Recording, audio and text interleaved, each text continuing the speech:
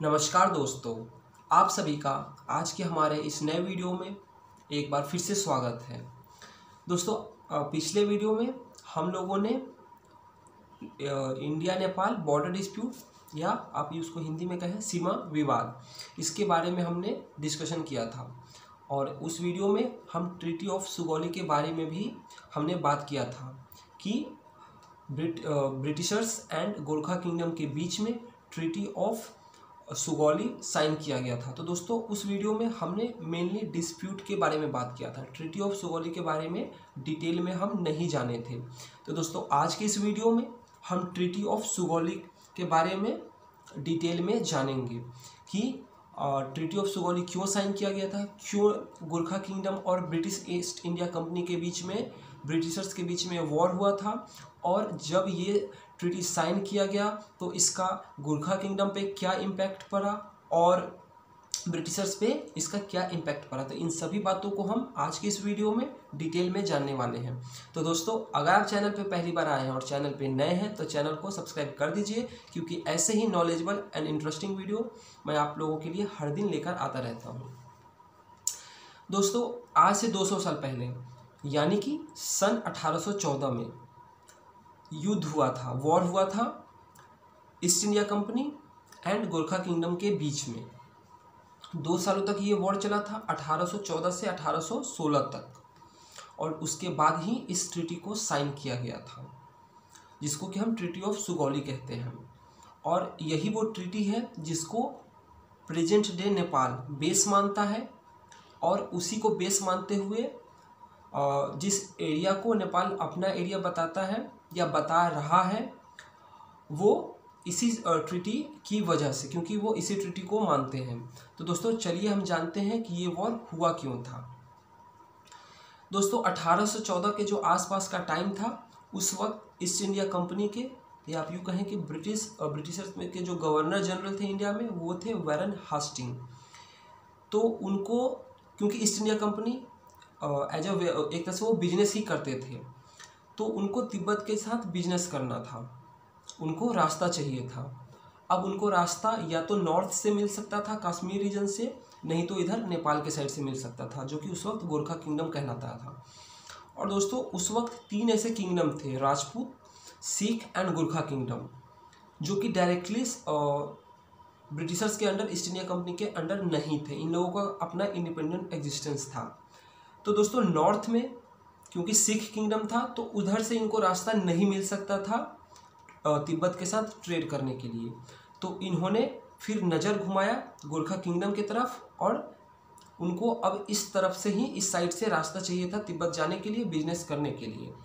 लेकिन दोस्तों, उस वक्त के जो उस वक्त के जो किंग थे नेपाल के, गोरखा किंगडम के, उन्होंने साफ मना कर दिया कि हम आपको अपने किंगडम से जाने नहीं देंगे, ट्रेड नहीं करने देंगे, हम आपको कोई रास्ता प्रोवाइड नहीं करने वाले हैं। लेकिन दोस्तों, ईस्ट इंडिया कंपनी का जो मेन काम था वो व्यापार करना ही था। वो पूरे दुनिया में व्यापार ही करते थे और उनको प्रॉफिट ही प्रॉफिट चाहिए था। तो दोस्तों, उनको तिब्बत तो जाना था। अब जाना था तो, लेकिन वहाँ के जो किंग थे उन्होंने मना कर दिया।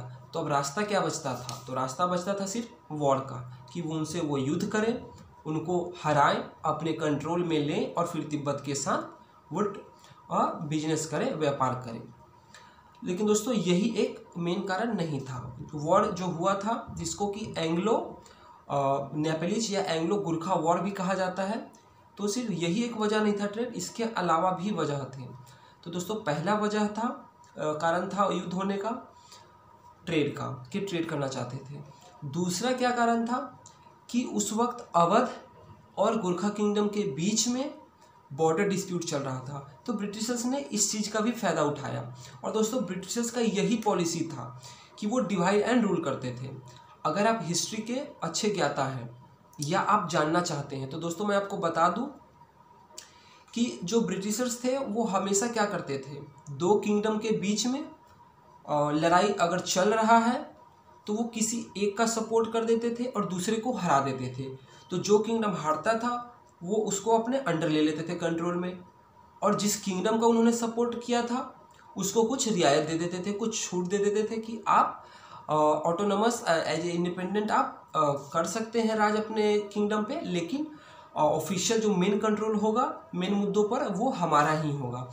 तो इन्होंने पूरे विश्व में यही किया था और इसकी वजह से ये पूरे विश्व पे राज करते थे, डिवाइड एंड रूल। तो यहाँ पे अवध और गोरखा किंगडम के बीच में जो बॉर्डर डिस्प्यूट था तो वहाँ पे ब्रिटिश ने फायदा उठाया। तीसरी सबसे बड़ी वजह थी कि उस वक्त के जो वहाँ के मिलिट्री जनरल थे, किंग थे गोरखा किंगडम के, वो काफ़ी ज़्यादा एम्बिशियस थे। एम्बिशियस यानी कि वो अपने किंगडम को एक्सपैंड करना चाहते थे। दूसरी तरफ जो ब्रिटिशर्स थे उनको तो एक्सपैंड ही करना आता था, इसके अलावा कुछ नहीं आता था। वो तो हर जगह हर दिशा में 10 दिशाओं में ही वो एक्सपैंड ही करना चाहते थे, वो तो पूरे दुनिया पर राज करना चाहते थे। यानी कि अब दोनों पक्ष गोरखा किंगडम और ब्रिटिशर्स दोनों ही एम्बिशियस थे, दोनों ही एक्सपैंड करना चाहते थे। अब दोनों एक्सपैंड करना चाहते हैं, ट्रेड नहीं कर रास्ता नहीं दे रहा था गोरखा किंगडम, और बॉर्डर डिस्प्यूट था अवध के साथ। तो ये सारे जो रीजन थे इन्होंने वॉर को फेवर किया। अब दोनों के बीच में सन 1814 में 1814 में वॉर छिड़ गया और ये वॉर 1 सालों तक चला था। वैसे तो कहा जाता है कि 2 सालों तक चला था, पर मिलिट्री के बीच में ये सिर्फ 1 सालों तक चला था, 1815 तक। लेकिन जो ये ट्रीटी साइन हुआ था वो 1816 में, यानी कि 2 साल बाद, और सुगौली जगह पे हुआ था। और दोस्तों ये सुगौली जगह के बारे में मैं आपको बता दूं कि ये आज के वर्तमान बिहार राज्य के चंपारण जिले में एक छोटा सा जगह है, रीजन है। तो दोस्तों यहीं पे इन दोनों ही पक्षों के बीच में, दोनों साइड के बीच में ट्रीटी साइन किया गया था, और जिसको कि हम आज ट्रीटी ऑफ सुगौली के नाम से जानते हैं। दोस्तों इस वॉर में जो गोरखा सोल्जर्स थे उन्होंने काफ़ी ज़्यादा बहादुरी से लड़ा था, जिससे कि जो ईस्ट इंडिया कंपनी थे या ब्रिटिश किंगडम जो उस वक्त पूरे दुनिया पर राज करता था, वो काफ़ी ज़्यादा प्रभावित हुए थे, इम्प्रेस हुए थे कि इन्होंने कितने बहादुरी से लड़ा है। तो दोस्तों काफ़ी ज़्यादा वो लोग इम्प्रेस हुए थे। और मैं आपको वीडियो में आगे बताऊंगा कि आज भी ब्रिटेन में गोरखा रेजिमेंट वहाँ से सोल्जर को ले जाया जाता है। जो ब्रिटिश आर्मी वो हर साल नेपाल आती है और यहाँ से गोरखा लोगों को लेकर वो जाते हैं, क्योंकि सिर्फ आज भी 200 सालों से जो इम्प्रेस हुए थे तब आज भी वो इसी चीज़ को, पैटर्न को फॉलो कर रहे हैं। अब दोस्तों वॉर हुआ, तो वॉर के बाद ट्रीटी साइन किया गया। अब इस ट्रीटी का इम्पैक्ट गोरखा किंगडम पे क्या पड़ा और ब्रिटिशर्स पे क्या पड़ा, किसे कितना लाभ या हानि, प्रॉफिट या लॉस, किसे क्या हुआ। तो दोस्तों अगर हम इस ट्रीटी को देखें तो इसमें लॉस ही लॉस गोरखा किंगडम को हुआ और फ़ायदा ही फ़ायदा, प्रॉफिट ही प्रॉफिट ब्रिटिशर्स को हुआ। अब गोरखा किंगडम को लॉस कैसे हुआ वो जानते हैं। दोस्तों आज का जो प्रेजेंट डे नेपाल है वो आपको मैप में काफ़ी छोटा दिखता है, लेकिन आज से 200 साल पहले ऐसा नहीं था। अगर आप आज से 200 साल पहले का मैप देखेंगे तो जो नेपाल था वो काफ़ी बड़ा था। आज का जो प्रेजेंट डे सिक्किम राज्य है वो भी नेपाल के अंडर था, वहाँ पे उन्होंने 40 साल राज किया था। और उत्तराखंड के कुछ हिस्से, हिमाचल प्रदेश के कुछ हिस्से और कांगड़ा रीजन तक, यानी कि इस पूरे रीजन में गोरखा किंगडम ही राज करते थे। तो उस वक्त काफ़ी ज़्यादा ये बड़ा राज्य था और दिन प्रतिदिन वहाँ के जो मिलिट्री जनरल थे और जो वहाँ के किंग थे वो एक्सपैंड कर रहे थे और ये देखा नहीं गया ब्रिटिशर्स से। तो ये भी एक कारण था, जैसा कि मैंने आपको बताया अभी कुछ देर पहले, कि वॉर हुआ था। अब दोस्तों ट्रीटी जब साइन किया गया तो जिन रीजन्स के बारे में मैंने आपको बताया अभी, सिक्किम, गढ़वाल, कुमाऊं, तो इन सारे रीजन्स को खोना पड़ा गोरखा किंगडम को। यानी कि अब इन सभी रीजन, जो ये रीजन्स थे, एरिया थे, अब ये ब्रिटिशर्स के अंडर आ गए। तो नेपाल जो था, गोरखा किंगडम था, वो काफ़ी सिकुड़ गया, काफ़ी छोटा हो गया। और आप ये कह सकते हैं कि 1/3 रीजन नेपाल को खोना पड़ा था ब्रिटिशर्स के हाथों इस ट्रीटी के बाद। तो दोस्तों इस ट्रीटी के बाद काफ़ी ज़्यादा फ़ायदा हुआ ब्रिटिशर्स को। और इसके अलावा क्या फ़ायदा हुआ? फ़ायदा ये हुआ कि उस वक्त ब्रिटिशर्स जिस जगह पे, जिस किंगडम पे, जिस कंट्री पे राज करते थे, वहाँ पे ब्रिटिशर्स का एक रिप्रेजेंटेटिव उस जगह पे रहता था। तो अब नेपाल को भी मानना पड़ा और इस ट्रीटी के बाद एक ब्रिटिश रेसिडेंट गोरखा किंगडम में भेज दिया गया परमानेंटली, वो वहाँ पे जाकर रहने लगा। इसके अलावा कि जैसा मैंने आपको बताया कि जो कुछ रीजन्स थे वो खोना पड़ा। दोस्तों इसके बाद ब्रिटिशर्स ने नेपाल के बाउंड्री को डिफाइन किया। डिफाइन किस तरीके से किया कि वेस्ट में एक नदी को डिफाइन किया और ईस्ट में एक नदी को डिफाइन किया। वेस्ट में शारदा नदी और ईस्ट में मेची नदी जो था, मेची नदी जो था उसको डिफाइन कर दिया गया। यानी कि अब नेपाल का जो बॉर्डर है वो वेस्ट में शारदा रिवर एंड ईस्ट में मेची रिवर के उस पर डिफाइन हो गया है कि नेपाल इसके बीच में ये रीजन है गोरखा किंगडम का। और 200 सालों तक जो उस वक्त बॉर्डर डिफाइन किया गया था आज भी उसी को माना जाता है। तो दोस्तों ये ट्रीटी 1947 तक चला और उसके बाद भी चलता आ रहा है और आज भी ये ट्रीटी काफ़ी इंपॉर्टेंट माना जाता है। लेकिन दोस्तों जब ब्रिटिशर्स इंडिया को छोड़ के गए और हमें जब आज़ादी मिली सन 1947 में, तो इंडिया ने एक नया ट्रीटी साइन किया था, India Nepal peace and friendship treaty. तो ये ट्रीटी साइन किया गया।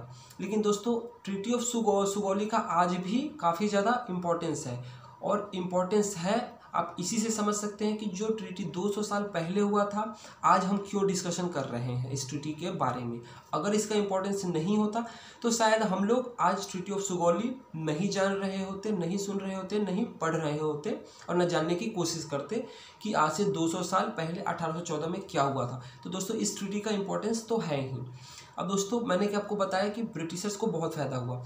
अब फ़ायदा ये हुआ कि वॉर तो 1814 में हुआ था, लेकिन क्योंकि उस वक्त इतने ज़्यादा इम्प्रेस हुए थे, प्रभावित हुए थे गोरखा सोल्जर्स के ब्रेवरी से कि जब सेकेंड वर्ल्ड वॉर हुआ तो बहुत से करीब 2.5 लाख गोरखा सोल्जर्स जो थे वो ब्रिटिश आर्मी की तरफ से लड़े थे, जिसमें कि करीब 2700 के करीब सोल्जर्स को ब्रेवरी अवार्ड भी मिला था और करीब 25,000 कैजुअलिटीज़ भी थे, यानी वॉर में मारे गए थे। और दोस्तों आज भी पिछले 200 सालों से जो ब्रिटिश आर्मी है वो हर साल रिक्रूट करती है गोरखा और सोल्जर्स को अपने आर्मी में, यानी कि हर साल ब्रिटिश आर्मी नेपाल में आती है और वहाँ से गोरखा सोल्जर्स को लेके जाती है। वहाँ पे गोरखा रेजिमेंट है और पिछले कुछ सालों में तो महिला रेजिमेंट भी, गोरखा रेजिमेंट चालू किया गया था, तो अब महिलाओं को भी लेकर जाया जाता है। और दोस्तों हमारे इंडिया में भी गोरखा रेजिमेंट है और काफ़ी बहादुर, काफ़ी brave regiment, one of the brave regiment माना जाता है इंडियन आर्मी का। तो दोस्तों ये था treaty of Sugauli. Treaty of Sugauli में जैसा कि मैंने आपको बताया पूरे वीडियो में, अब समरी में मैं आपको बता देता हूँ कि इसमें ब्रिटिशर्स को ही ज़्यादा फायदा हुआ था और इस ट्रीटी के बाद बॉर्डर डिफाइन कर दिया गया था गोरखा किंगडम के लिए कि इस वेस्ट में इस नदी से लेकर ईस्ट में इस नदी तक आपका किंगडम है। और उसी को बेस मानकर आज नेपाल जो विवाद चल रहा है वो ट्रीटी ऑफ सुगौली की वजह से ही है। इस पूरे विवाद का जो कारण है वो ट्रीटी ऑफ सुगौली ही है। तो दोस्तों आशा करता हूँ कि आपको ये वीडियो काफ़ी ज़्यादा इंटरेस्टिंग लगा हो, काफ़ी ज़्यादा नॉलेजेबल लगा हो। और दोस्तों वीडियो कैसा लगा कमेंट करके बताएं। अगर चैनल पे पहली बार आए हैं तो चैनल को आप सब्सक्राइब कीजिए, वीडियो को लाइक कीजिए, कमेंट कीजिए और वीडियो को ज़्यादा से ज़्यादा शेयर कीजिए।